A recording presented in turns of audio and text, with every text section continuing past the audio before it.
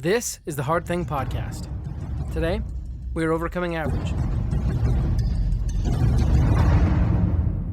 I want to welcome you back to another episode of the Hard Thing Podcast. This is the podcast that helps you overcome average, step up above mediocrity, all by doing hard things. You see, our goal here is to help give you the tips, tricks, tools, tactics, whatever you need to improve your life in meaningful ways by helping you do the hard things that are standing in between you and your better life.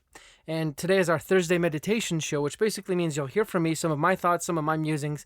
And the name Meditations comes from Marcus Aurelius' book Meditations, which is an excellent book. You should definitely go check it out. But before we get into today's show, a couple announcements. First, I want to talk about this show's sponsor. This show is sponsored by Personal Revolution Podcast. Have you been stuck inside, wondering how to take charge of your life? Is there something you want to do but haven't been able to do yet? I have. I actually have been working on my finances, and as April is the month of finances, so themed in the Hard Thing Podcast, this is definitely something I've been working on, and working on budgeting and things like that. Well, in Personal Revolution, best-selling author and life coach Allison Task helps you take control of your life with inspiration and humor so that you can move from where you are now to where you want to be and have fun doing it. That's always a good thing. It's like having a personal coach whispering in your ear. This 3-month podcast course, along with bonus episodes each month, will help you create a clear vision for what you want out of life. Remove the frustrating blocks that are holding you back, develop a detailed action plan that will drive you to where you want to be, and build the network that will help you create your future. The Personal Revolution Podcast comes with a personal workbook and real-time access to a community of other changemakers working toward their goals with positivity, possibility, and momentum. And for a limited time, all of this is available to you for free. Yeah, that's right, for free. Download the Himalaya app in your app store, look up Personal Revolution, and enter promo code REVOLUTION. That's REVOLUTION. Remember, promo code REVOLUTION at checkout to get your first month absolutely free. If you're ready to go after a better life, you are ready for Personal Revolution. And I want to let you know next week, next Thursday, I'm going to give you a little sneak peek, a little trailer, you could say, of what the podcast is going to sound like. So stay tuned next Thursday for that. Now, I also want to invite you to share the podcast with someone you know. Share it with someone who could benefit from today's episode. Like I said, we're talking about personal finances, and I know it's going to be a really good one. Somewhat simple, but definitely fundamentals we all need to get back to. And then last but not least, I'd like to invite you to help us raise $1,000 for Operation Underground Railroad. They are a nonprofit organization that goes undercover to rescue kids from sex trafficking. It's a big job, it's a dangerous job, and they need all the help they can get. So go to GoFundMe.com/overcoming-average. Help us reach our goal of getting them $1,000. Now, today, like I said, is the first episode of April, and I've chosen finances, personal finances, as the topic of April. Today we're going to talk about realities of finances, true realities of finances that sometimes we like to avoid thinking about, and sometimes we even forget. Okay? So pay attention, pull out a piece of paper, or if you're running or something, just try and remember these or come back to it later. I'll have these in the show notes. But the first true reality of finances is that the benefits of finances are reaped over a long period of time, okay? And with that said, you have to be consistent. Let me give you a couple examples. Credit, your credit profile. In simple terms, it's basically your reputation at being able to pay things back. Now, it's not necessarily good finances to have, to do the things that would lead to a good credit profile, because you'll be taking on debt, you'll be paying things off, and it might not always make the most financial sense. But hear me out.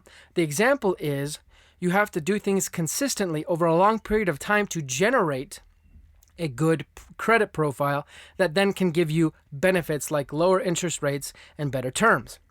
Same with savings. You can't just have a big savings account unless you've done certain things to make it so you can earn that much money.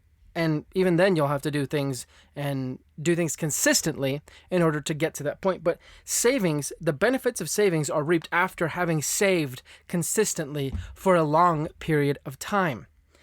Investing. Sometimes you can invest and turn around and get your profit And generally people like to do it as fast as possible because the time value of money makes it so, a dollar today is worth more than $10 tomorrow, or that's not exactly how it goes. But for you economic and finance majors out there, you'll definitely understand what I mean. But in order to see the benefits of investing, many times it takes consistency and some time. So you have to be aware that having those good benefits is going to take some time. On the flip side of that, number 2 is the consequences, particularly negative consequences, are generally immediate. You can have a stellar credit profile and you can tank it by missing one payment.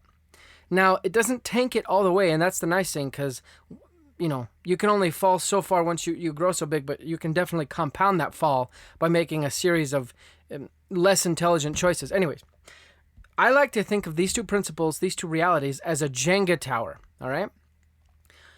It takes a long time to build up the Jenga tower, and for those of you who are too young to know what Jenga is, basically Jenga is that game where you have those three, it's a tower of blocks stacked 3 in each direction, in alternating directions, ascending, okay?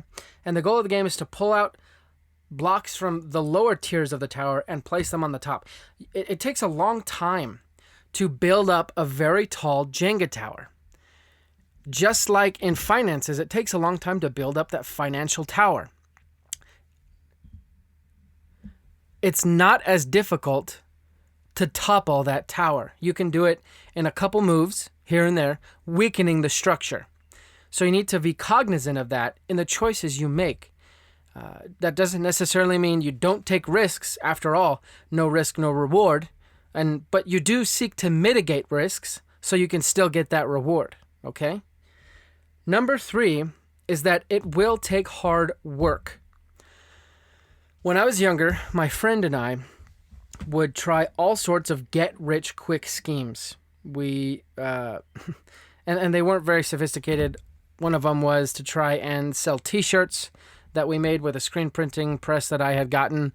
One of them was to sell ties, that I actually have a box of ties still from that venture. And if any of you are interested in buying these ties, let me know. I still got them. They're really nice, Italian handmade. Anyways, but we had all these ideas of starting a business and making it work, and people would just buy from us. And we didn't realize that it would take work, that you had to be consistent, and that, it does require something out of you. We thought if you just tried, it would happen. Maybe we were too interested in, winning the lottery, so to speak, that we didn't think about it as building an empire. When you work on your finances, you are building your personal empire that you can then improve your life, improve the lives of those around you, as well as future generations. So in contemplating your finances, remember that it's going to take work. And with that, be somewhat gentle and compassionate to yourself, knowing that you're not going to be perfect, but it will take work, so get after it. Number 4 kind of piggybacks off of number 3. It doesn't just take work, but it requires skill, and that's why it takes work. It does require skill and knowledge and expertise to know how to balance your wants, desires, and your needs, which is something that a lot of people are having to work with nowadays. It does require some skill in foreseeing future events. I mean, I don't think anyone could have foreseen the current crisis we now face. However, if you had stored up some extra money for any sort of crisis, job loss, or some sort of emergency, if you had a large amount of money saved up so that way you could weather a storm, not necessarily this one, you would find yourself in a better situation. That takes skill and discipline. And honestly, it's not easy. Oftentimes you want to, go get the newest thing. I mean, so many times I've stopped myself from spending money on this podcast when the podcast isn't developed enough yet that I would get a nice return. I want, the nice website right now. I want all sorts of things right now. You have to stop yourself, and that takes skill. Budgeting takes some amount of skill, knowing how to manage money, but also manage the flows of money, knowing when it's going to come in, when it's going to come out, and how to stymie those outflows and increase those inflows. That takes skill. And that's why it takes hard work, because skill compared to talent, skill has to be developed. And it takes repetitions and iterations. And thank goodness, because skill is valuable. Talent is somewhat valuable, but skill is very valuable because it's innate talent developed and polished and refined. And, gold found in the earth is valuable, but gold refined and purified is much more valuable.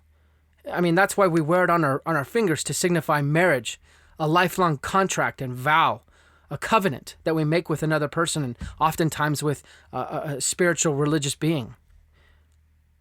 It signifies worth.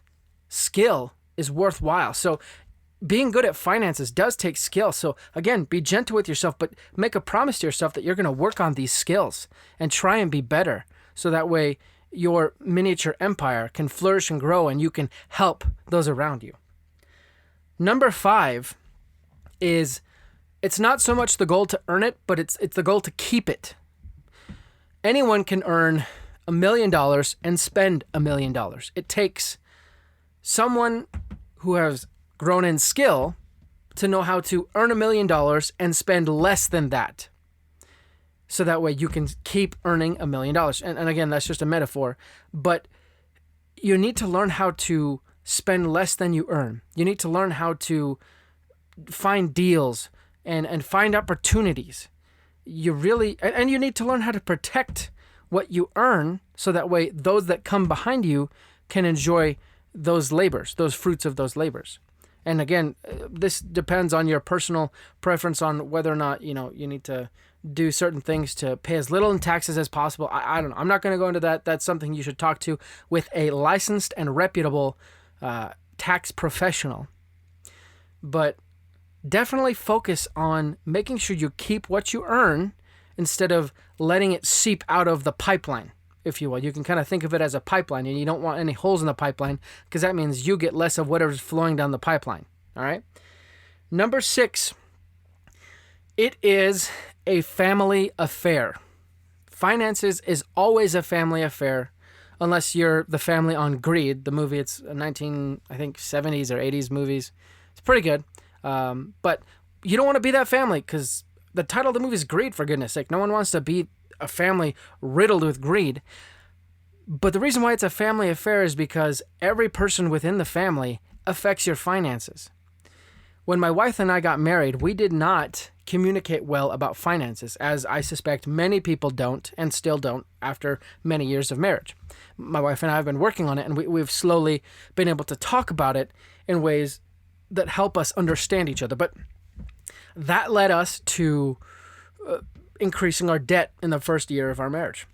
We started off on poor financial footing, and we made it worse because we weren't able to come together as a family and find the same financial goals and work towards those financial goals. Obviously, it's a work in progress. We're not perfect, but that's what every family needs to do. You need to be able to talk about finances in a way that everyone understands and is on board with the same goals that you have. That means that sometimes when you say no, you need to help your child understand why you're saying no. Not just because you don't want to buy them that thing or you don't have money, but because you have other priorities. You need to help them understand that, so that way when they have their own family, they can replicate that process. They understand, and they understand the subjection of priorities. Something that's not as big of a priority needs to be subject to the highest priorities. Finances are always a family affair. Number 7, money represents in part the way we think about money. Let that sink in. The way you treat money represents how you think about money, what it means to you, the value you place in money. My wife and I had a discussion the other day where it was actually an argument that turned into a discussion, thank goodness, not the other way around. And at one point, we both said that money represents something different to each of us. For her, it represents opportunity and adventure and potential, which is a wonderful thing. For me, and I'll get to kind of the negative aspects of this, for me, it represents stability and a foundation and security, which is, again, a wonderful thing. And on the flip side, both of those things could be negative. You know, her want of adventure and potential could lead to overspending. My security and foundation and safety, if you will, could lead to never wanting to spend on anything and missing out on opportunities. You see, I could be a tightwad and she could be a spender. And obviously she's not always that way, but I feel when we came to the understanding, we were better able to come together and realize we need both of us to make our family better. So you need to get down to the core about how you feel about money. What does it mean to you? When you get paid, why are you happy? Are you happy because you can pay your bills and that's something less to worry about? Or are you happy because you can do things now? Or are you happy for other reasons? Figure out what money means to you. And I think that will help lead you toward the money problems and the root of those problems that you're having. Number 8, last and but not least, I guess, it is possible. Whatever money situation you are in, remember, it is possible. You can climb out of debt. We've had guests on the show that have had $180,000 of student debt, and now they don't have any debt. You can fix whatever financial issues you find yourselves in. And before we end the show today, I want to talk about One Mission Nutrition. You need to have good financial health, but also make sure you have good physical health. Make sure you get all the right supplements, protein, pre-workout, green drinks, basically anything you need. And you can get it at a 10% discount today from a company that helps support the troops. All of the products you purchase goes towards helping make a strength box. So if you want to get 10% on any purchase today, you can go to allegiance.onemissionnutrition.com/thehardthingpodcast. Get a protein, pre-workout, whatever you need. Get some supplements today. Make sure you have good health as well as financial health. But thanks for listening to the show, guys. I really appreciate it. Thanks for sticking in. Hopefully you are doing well on this coronavirus fiasco. But I'm trying to think of ways that maybe we can help people connect better. If you ever feel like you need to talk or anything, you can definitely reach out to me on Facebook and Instagram at The Hard Thing Podcast. And, you know, if you have any ideas of how we might be able to help you guys, definitely reach out to us there. I'd love to, connect with you. But stay tuned for our Monday show. We have a great show lined up. We'll be back with one of our guests, and they are fantastic, if I do say so myself. But until then, you keep doing hard things because you will overcome average.